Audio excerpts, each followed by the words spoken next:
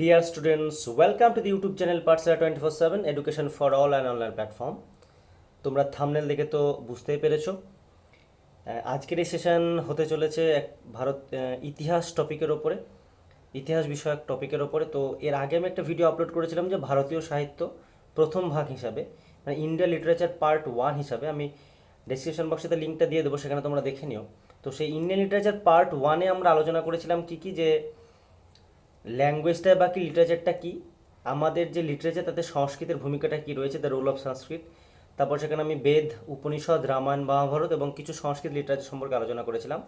এবং আজকের এই ভিডিও যেটা হচ্ছে ইন্ডিয়ান লিটারেচার পার্ট 2, এই ভিডিওতে আমরা আলোচনা করে নেব আরও কিছু ভারতীয় সাহিত্য সম্পর্কে। যেমন আমি বলতে গেলে পরে কিছু বুদ্ধিস্ট এবং জৈন লিটারেচার, মানে বৌদ্ধ এবং জৈনদের কিছু সাহিত্য, তাছাড়াও তামিল, তেলুগু এবং কন্নড় সাহিত্য, এবং আমাদের নর্দার্ন ইন্ডিয়াতে যে সমস্ত সাহিত্যগুলো রয়েছে, মানে উর্দু, হিন্দি, বেঙ্গলি, পাঞ্জাবি এবং মারাঠি সাহিত্য, এবং তার সঙ্গে সঙ্গে ইন্ডিয়ান লিটারেচার রিলেটেড সামথিং কিছু ওয়ান লাইনার আমরা দেখে নেবো, যেগুলো তোমাদের এক্সাম পয়েন্ট অফ ভিউ থেকে খুব ইম্পর্টেন্ট।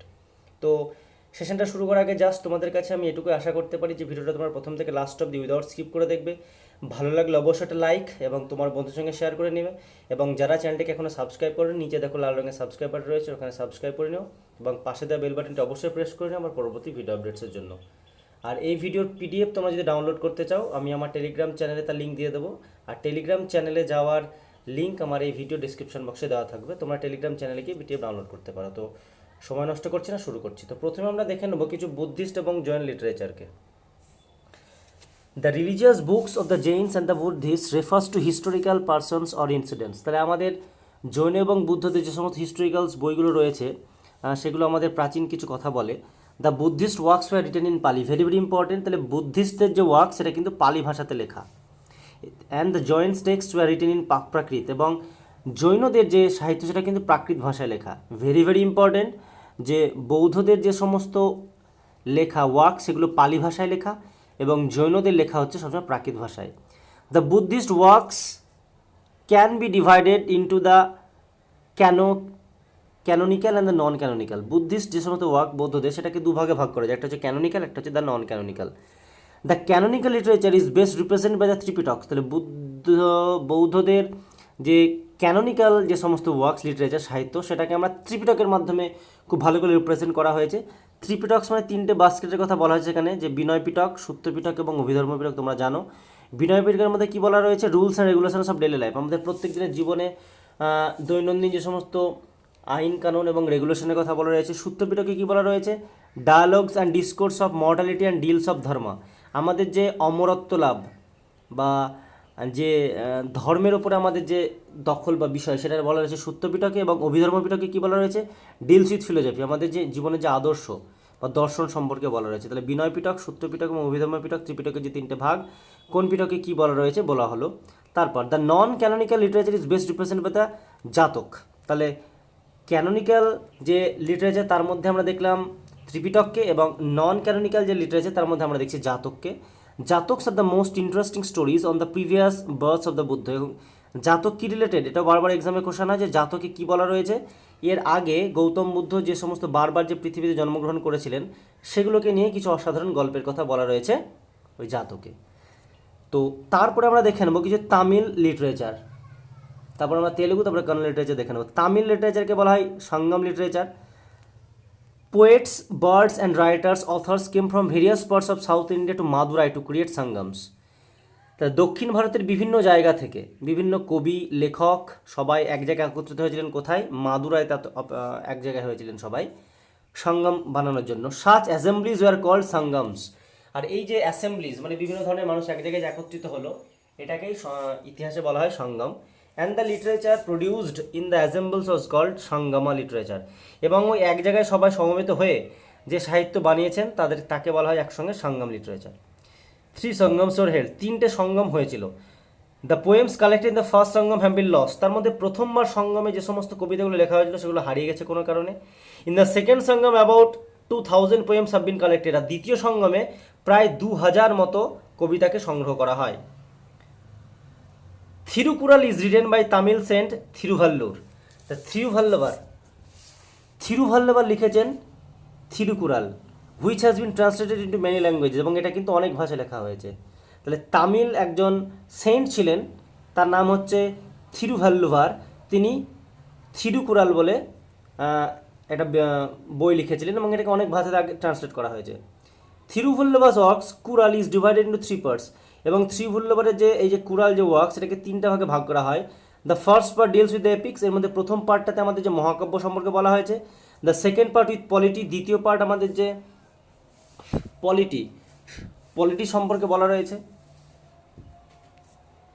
মানে রাষ্ট্রনীতি সম্পর্কে, অ্যান্ড দ্য গভর্নমেন্ট এবং সরকার সম্পর্কে। The third part with love, এবং তৃতীয় পার্ট লাভ সম্পর্কে আলোচনা করা রয়েছে। তাহলে থিরুভাল্লুভার তিনি যে লিখেছিলেন কুরাল, সেখানে 3টে পার্ট রয়েছে। প্রথম পার্ট এপিক সম্পর্কে বলা রয়েছে, সেকেন্ড পার্টে বলা রয়েছে পলিটি অ্যান্ড গভর্নমেন্ট, এবং থার্ড পার্ট বলা রয়েছে লাভ সম্পর্কে। এরপর হচ্ছে শিলাপ্পাদিকারাম অ্যান্ড মানিমেকালাই আর কল্ড টয়েন এপিক্স। তাহলে তামিল লিটারেচারে টয়েন এপিক্স বলতে কাকে কাকে বলা হয়? একটা হচ্ছে শিলাপ্পাদিকারাম, একটা হচ্ছে মানিমেকালাই। এই শিলাক্কাদিপারাম এবং মানিমেকালাই এদেরকে বলা হয় টয়েন এপিক্স। টু ফেমাস এপিক্স, যে দুটোর কথা আমি বারবার বলছি, একটা হচ্ছে পাদিকারাম, একটা হচ্ছে মানিমেকালাই, রিটেন বাই ইলাঙ্গো আদিগাল অ্যান্ড চিন্তাই চাথনার। একটু তামিল লিটারেচারের নাম এবং তামিল নাম বলে হয়তো প্রনাউন্সিয়েশন আমার একটু প্রবলেম হচ্ছে, তোমরা স্পেলিংটা দেখে নিও। পাথিকারাম আর মানিমেকালাই লিখেছে কে না ইলাঙ্গো আদিগাল এবং চিথলাই চাথনার রেসপেক্টিভলি। মানে প্রথমজন লিখেছেন শিলাপাতিকারাম এবং দ্বিতীয়জন লিখেছেন হচ্ছে মানিমেকালাই। যাই হোক, আমি বারবার বলছি প্রনাউন্সিয়েশন মেবি একটু প্রবলেম, তো তোমরা দেখে নিও। এটা তামিলের ক্ষেত্রেই হচ্ছে বলে সম্ভব, এরকমটা হচ্ছে মোস্ট প্রবলি আমাদের সাউথ ইন্ডিয়ান লিটারেচার বলে। তো এরপর আমরা চলে আসব তামিল লিটারেচার, একটু বাকি রয়ে গেছে। এখানে বলছে Tolkappiyam is the Tamil grammar text. Tamil ভাষায় প্রথম গ্রামার বই হচ্ছে কি না Tolkappiyam, and the oldest surviving work of Tamil literature. এবং তামিল লিটারেচারের মধ্যে যে সমস্ত মানে কাজটা সবচেয়ে পুরনো, তার মধ্যে সব থেকে পুরনো হচ্ছে এই তোলকাপাপিয়াম। এই তোলকাপিয়ার ইজ দ্য অথর অফ তোলকাপিয়াম, এবং এই তোলকাপিয়াম গ্রন্থটি লিখেছেন কে না টোলকাপিয়া। তাহলে তোলকাপিয়ার লিখেছেন Tolkappiyam. Tamil devotional poems are written by Nayanmars. Tamil ভাষায় কিছু ডেভোশনাল পোয়েমস, কিছু আধ্যাত্মিক কবিতা লেখা হয়েছে কার দ্বারা না নায়ন মার্সের দ্বারা। ইনি কে না saints who sang in praise of Shivism and Alvars, saints who sang in praise of Vaishnav. মানে শিবের প্রশংসা লিখেছেন নায়ন মার্স এবং আলভার্স লিখেছেন বিষ্ণুর আরাধনা করে। এরা সবাই তামিল ভাষায় যে সমস্ত ডেভোশনাল পোয়েম সেগুলোকে লিখেছেন। এরপর আমরা দেখে নেব তেলেগু এবং কন্নড় এবং Malayalam literature. The Vijayanagar period was the golden age of Telugu literature. Telugu লিটারেচারের সব থেকে সুবর্ণ যুগ বলতে আমরা বিজয়নগর পিরিয়ডকে বলি। বিজয়নগরের যে সময় চলছিল, বিজয়নগর সাম্রাজ্য যখন ছিল সেই সময়কে বলছি। কৃষ্ণদেবরায়া, যার সময়কাল ছিল 1500 থেকে 1529, the greatest of the Vijayanagar empire. Vijayanagar এম্পায়ারের মধ্যে সব থেকে গ্রেটেস্ট ছিলেন কে না Krishnadevaraya. Was a poet of great minute, তিনি নিজে একজন কবি ছিলেন। His work Amuktamalyada is regarded as an excellent prabandha in Telugu literature. তাহলে তার লেখা বই হচ্ছে আমুক্তা মালিয়াদা, এটাকে বলা হয় তেলেগু লিটারেচার একটা এক্সিলেন্ট প্রবন্ধ, মানে সব থেকে ভালো একটা বই তেলেগু লিটারেচারের। 8 Telugu literary luminaries popularly known as Ashtadiggaja adorned his court. তাহলে এই কৃষ্ণদেবরায়া, যিনি ছিলেন বিজয়নগর সাম্রাজ্যের সব থেকে নাম করা একজন রুলার এম্পারার, তার রাজসভায় কিন্তু অষ্টদিগ্গজ বলে 8 জন ছিলেন, পপুলারলি নোন, মানে 8 জন। যেমন বিভিন্ন রাজসভায় বিভিন্ন জন থাকতেন, যেমন বীরবলরাজ ছিলেন সমুদ্রগুপ্তের সভায় নবরত্ন বলে, সেরকম অষ্টদিগ্গজ বলে ইনারাও কিন্তু ছিলেন বিজয়নগর রাজার যে সব থেকে বিখ্যাত রাজা ছিলেন কৃষ্ণদেবরায়া, তিনার রাজসভায়। Uttara Harivamsam written by Nachana Somana, court poet of Bukka first. ইনি ছিলেন বুক্কা ফার্স্টের কোর্ট পোয়েট, তিনি লিখেছিলেন Uttara Harivamsam. Apart from Telugu, Vijayanagara rulers extended their patronage to Kannada and Sanskrit writers as well. তার মানে শুধুমাত্র বিজয়নগরের রাজারা শুধুমাত্র তাদের যে সাহিত্য সেটাকে তেলেগু অবধি রাখেনি, এটাকে তারা কন্নড় এবং সংস্কৃত রাইটারদের পর্যন্ত তাদের সভায় রাখতেন। Madhura a noted Jain poet wrote in Kannada the Dharmanatha Purana. Dharmananda Purana লিখেছেন মাদুরা বলে একজন কবি, ইনি ছিলেন জৈন কবি। এবং কান্নাড়া ভাষায় লিখেছেন on the life of 15 Jain tirthankara. তাহলে 15 নম্বর যে তীর্থঙ্কর ছিলেন, জৈন তীর্থঙ্কর ছিলেন, তার জীবন সম্পর্কে লিখেছেন ধর্মনাথ পুরাণ। এটা লিখেছেন মাদুরা বলে একজন কবি, যিনি জৈন কবি ছিলেন এবং ইনি কান্নাড় ভাষা লিখেছেন। মানে আগে বললাম আমি যে তাদের যে সাহিত্য সেটাকে তারা শুধুমাত্র তেলেগুতেই এক জায়গায় রাখেনি, এটাকে তিনি কান্নাড় এবং সংস্কৃত অব্দি নিয়ে গেছিলেন। এরপর Pampa, known as the father of Kannada. তাহলে কানাড়া ভাষায় যাকে সব থেকে আমরা বলবো পথপ্রদর্শক বলতে পারি, তার নাম হচ্ছে পম্পা। তার কিছু বিখ্যাত লেখা হচ্ছে কিনা আদিপুরাণ এবং বিক্রমার্জুন বিজয়া। আদিপুরাণ এবং বিক্রমার্জুন বিজয় হচ্ছে পম্পার লেখা।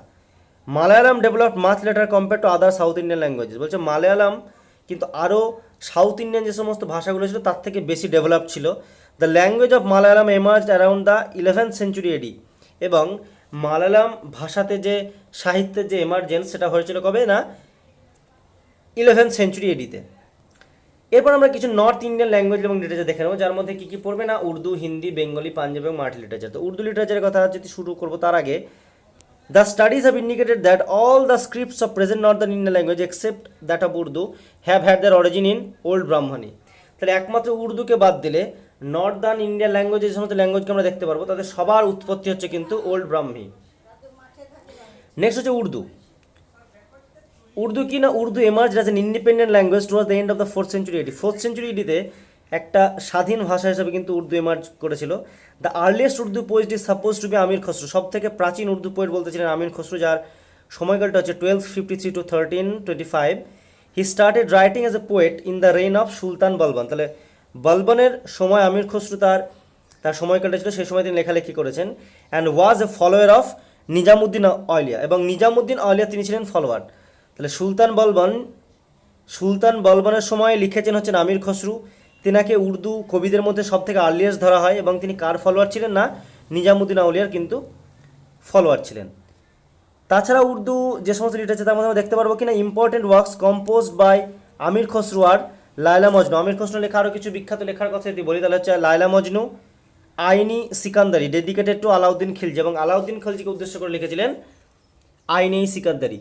Another well known Urdu poet is Iqbal. এবং আরও একজন বিখ্যাত উর্দু কবি হচ্ছেন ইকবাল। হিজ সারে জাহাঁ সে Achha Hindustan Hamara is sung and played at many of the national celebrities in India. তাহলে ভারতের বিভিন্ন সময়ে বিভিন্ন ন্যাশনালিজম দেখানোর ক্ষেত্রে আমরা সারে জাহাঁ সে আচ্ছা গানটা গাই, সেটা হচ্ছে ইকবালেরই লেখা। Fasanai Azad is a famous Urdu book written by Pandit Ratannath Sarshar. এবং রতননাথ সারসার লেখা একটা উর্দু বই হচ্ছে কিনা ফসেনাই আজাদ। তাহলে উর্দু লিটারেচারের পরে আমরা কিছু দেখে নেব Persian literature. Persian was introduced in India with the coming of the Turks and the Mongols. তাহলে তুর্কি এবং মঙ্গোলিয়ারা যখন ইন্ডিয়াতে প্রবেশ করলো সেখান থেকে পার্সিয়ানের ইনক্লুশন ঘটলো ইন্ডিয়ান লিটারেচারে। Persian remain the court language for many centuries. এবং পার্সিয়ান ভারতের রাজসভার যে মেন ভাষা কিন্তু অনেকদিন ছিল। Babur wrote his Tuzuki Baburi. বাবর তার তুজুকি বাবরি তার যে অটোবায়োগ্রাফি আত্মজীবনী লিখেছিলেন তুর্কিশ ভাষায়। বারবার এক্সামে পড়ে যে বাবরের লেখা যে আত্মজীবনী, বাবরের নিজের লেখা আত্মজীবনী, তুজুকি বাবরি কোন ভাষায় লেখা, পার্সিয়ান ভাষায়। Akbar got it translated into Persian. Akbar এটাকে ট্রান্সলেট ভাষায় কিন্তু পার্সিয়ান ভাষায় কিন্তু ট্রান্সলেট করেছিলেন, মানে তুর্কি ভাষায় লেখা। তাহলে বাবরের তুজুকি বাবরি কিন্তু তুর্কি ভাষায় লেখা এবং এটাকে আকবর ট্রান্সলেট করেছেন পার্সিয়ানে। আমি একটু ভুল বলেছি হয়তো প্রথমে। বাবরের যে অটোবায়োগ্রাফি তুজুকি বাবরি এটা লেখা হয়েছে কিন্তু তুর্কিশ ল্যাঙ্গুয়েজে এবং এটাকে ট্রান্সলেট করেছিলেন পরবর্তীকালে বাবর পার্সিয়ান ল্যাঙ্গুয়েজে। The Mahabharata translated into Persian. এবং পার্সিয়ান ভাষায় মহাভারতকেও ট্রান্সলেট করা হয়েছিল, এটা আকবরস অর্ডার্স। এবং তাতে আকবর আদেশ দিয়েছিলেন কার দ্বারা না, বাই ফাইজি অ্যান্ড আবেদুল কাদির বাদায়নি। তাহলে বাদায়নি এবং ফাইজির দ্বারা মহাভারতকেও ট্রান্সলেট করা হয়েছিল পার্সিয়ানে। অ্যান্ড নেমড রাজমনামা, এবং তার নাম দেওয়া হয়েছিল কিন্তু রাজমনামা। তাহলে মহাভারতকেও পার্সিয়ান ভাষায় ট্রান্সলেট করা হয়েছিল, করেছিলেন ফাইজি এবং বাদায়নি কার সময়, আকবরের সময়, নাম দেওয়া হয়েছিল রাজমনামা। জাহাঙ্গীরের autobiography Tuzuki Jahangir is in Persian. এবং আকবরের পরে বাবরের পরে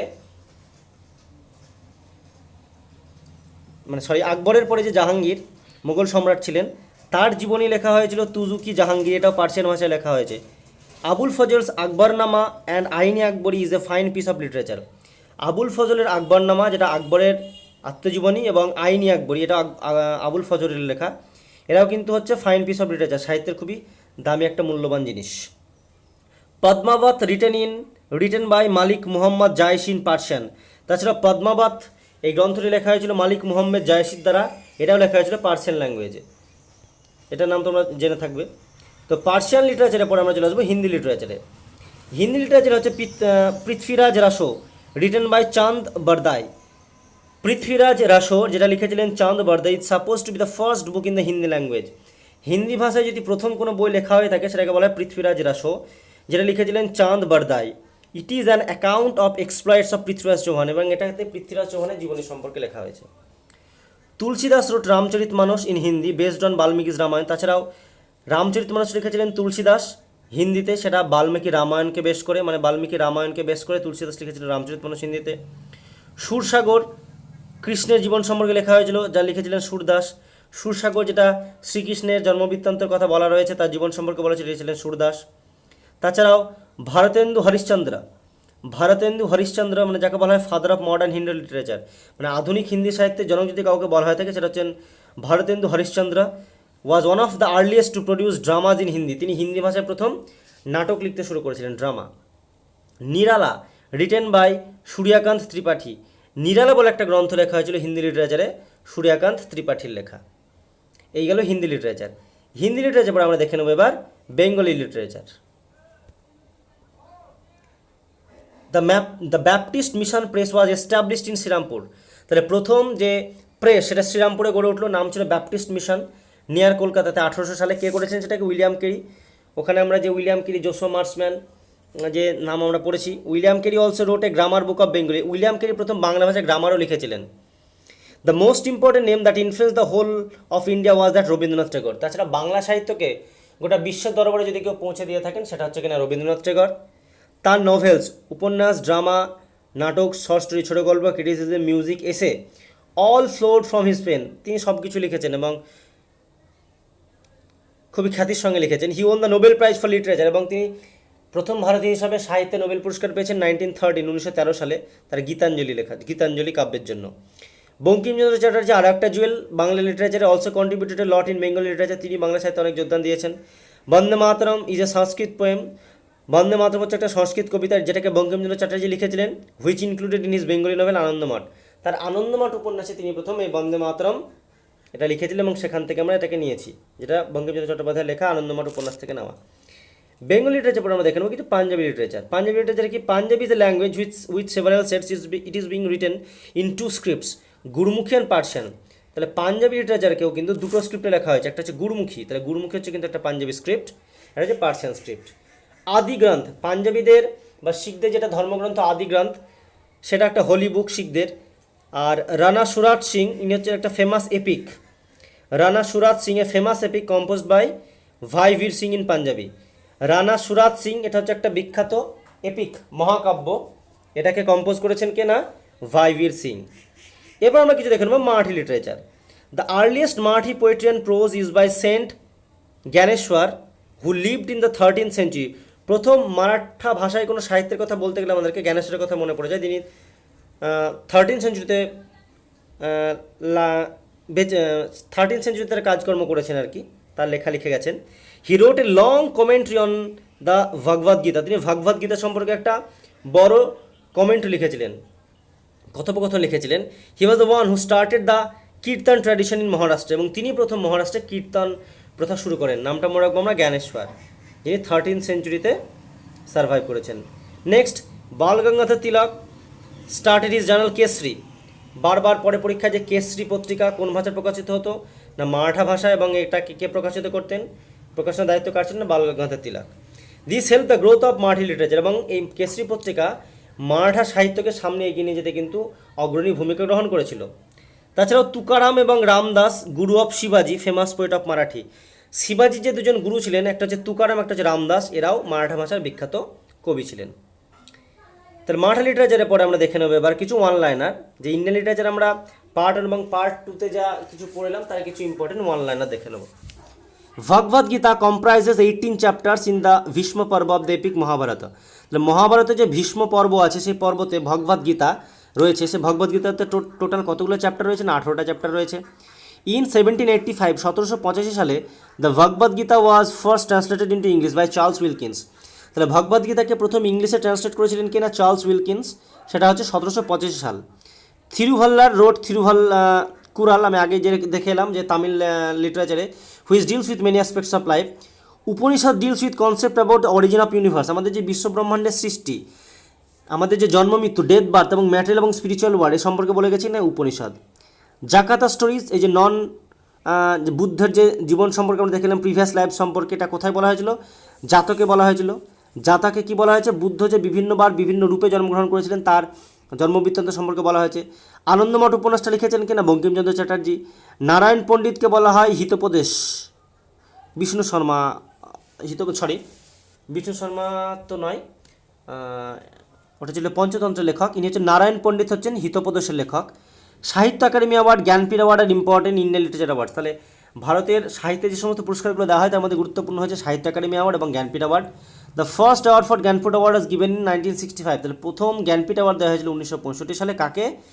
জি শঙ্করা কুরুপকে, ফর মালয়ালি লিটারেচার। মালয়ালম লিটারেচারে অনবদ্য তার কীর্তির জন্য 1965 সালে প্রথম জ্ঞানপীঠ অ্যাওয়ার্ড দেওয়া হয়। কাকে না? জি শঙ্করা কুরুপকে।